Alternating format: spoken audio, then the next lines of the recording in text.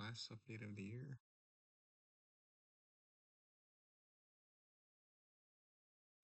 Got some camera movement here. Ends right there. Can't go any further.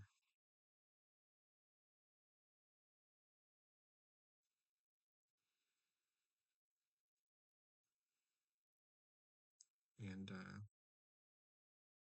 ready to create the rest of the world here.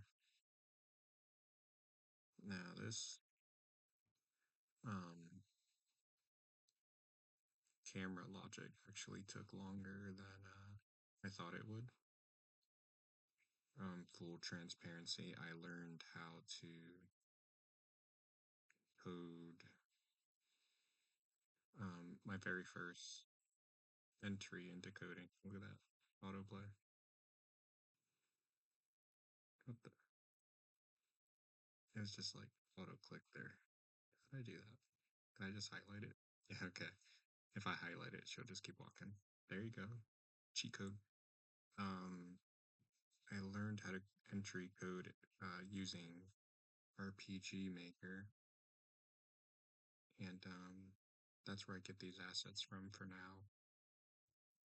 RPG Maker.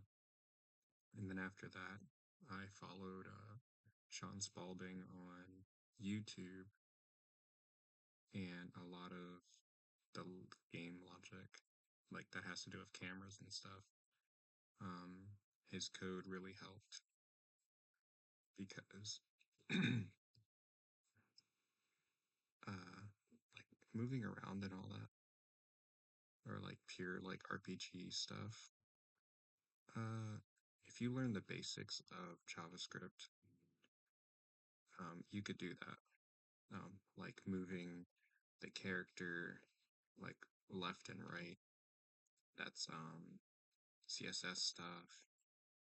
Or like the 3D world, that's CSS.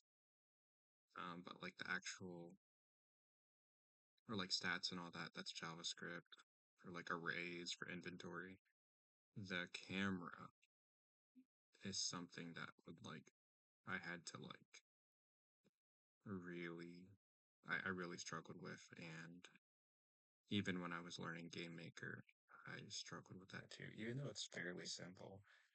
But to have like the perfect camera that because I feel like every game designer has their idea in their head what they want their camera to be. Um, I had to have it in such a way. I'm trying to replicate this like Game Boy Advance, Game Boy Color style. Um, but I might. No, I think this is good. I was just about to say I might make her smaller, I might make the world smaller.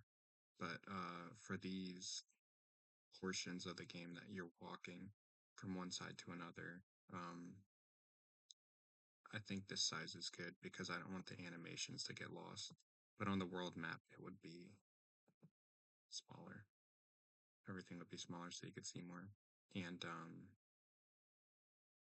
the idea would be to literally just like walk this way and get into battles or talk to NPCs or find chests.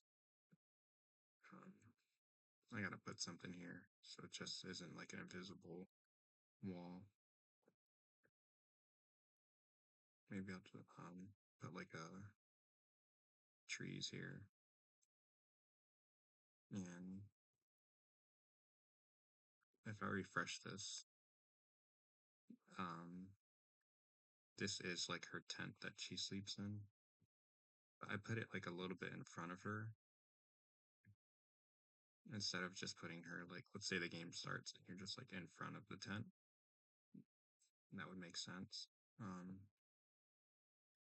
But put it slightly back here so like you would walk up and then an emblem would uh, uh, show up above her head. It's like, oh, press Y, and then you would press Y, and then it would go into the tent. So if you start back here, of course you're going to go this way. Um, Real gamers will go this way. Always go backwards first. Um, but yeah, you go this way, and then that will happen.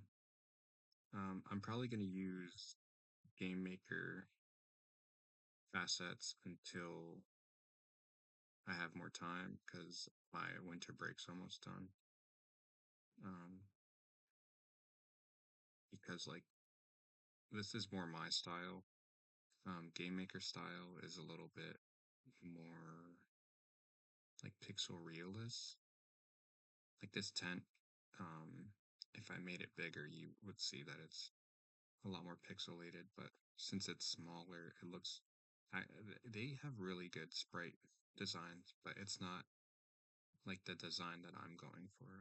I like the dark outlines and all that. Like the kind of like the old school Cartoon Network, like dark outlines on the characters. All right, that's the last update for the year. Happy New Year.